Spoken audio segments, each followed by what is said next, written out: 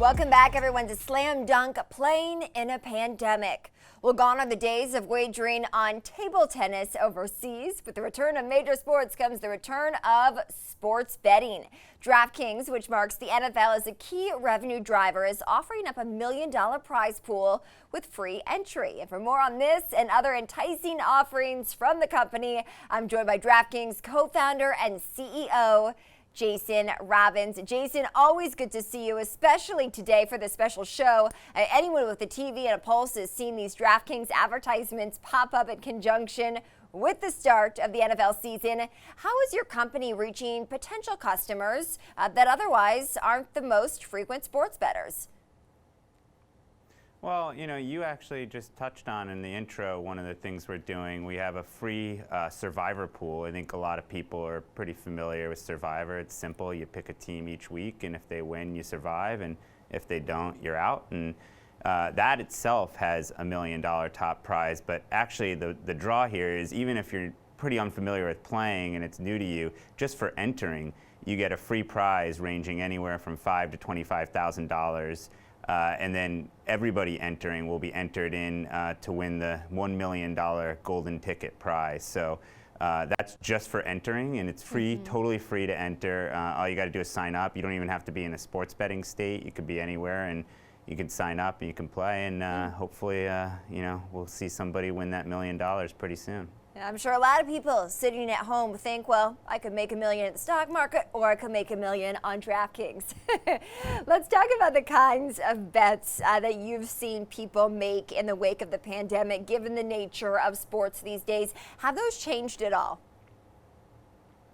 Well, it changed a lot towards the beginning of the pandemic when there were not really, many sports on. There was a lot of esports growth that's really been fun to watch. Everybody's been kind of waiting to see esports explode, and it happened. And it looks like a lot of it, sticking, which is great. So even as traditional sports come back, people who got into esports seem to be liking it and continuing to play. We saw table tennis at one point was our biggest betting sport by far. So we integrated streaming for that. We also integrated streaming for some of the other sports like international soccer, and that way, then, when those sports were the things people were mostly betting on, but it was maybe harder to watch them on traditional television channels in the U.S., they had a way to do it. And now that we're seeing traditional sports come back, really it started with PGA was a big boon to us. We saw a lot of growth with MMA and NASCAR as well, but PGA Tour has been absolutely huge for us. And then, after that, obviously, baseball, basketball, hockey, and then ramping into NFL, which is basically, NFL season is the equivalent of our holiday season. What about college sports, Jason? Football, of course, the Big Ten, it's not happening. The Pac-12. What do you think about that strategy for the NCAA, that some of these leagues are going to play and some are not? It's really interesting, and I think it shows you that the way the college sports the way that college football and college basketball are structured, as well as really all college sports, it's much more in many ways about the conferences than the NCAA. There really aren't, quote unquote, league-wide policies at the NCAA level, the same way there might be at somewhere like the NFL or MLB or NBA or NHL. And the conferences have obviously in some cases chosen to go in different directions.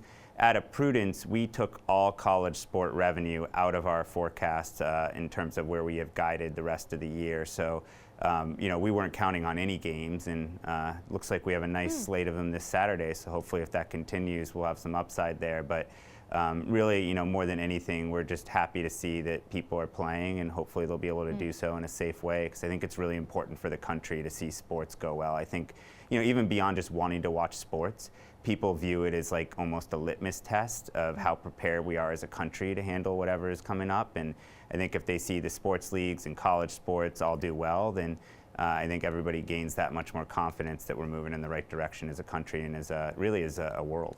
All right, DraftKings co-founder and CEO Jason Robbins. Jason, always good to see you. Thank you.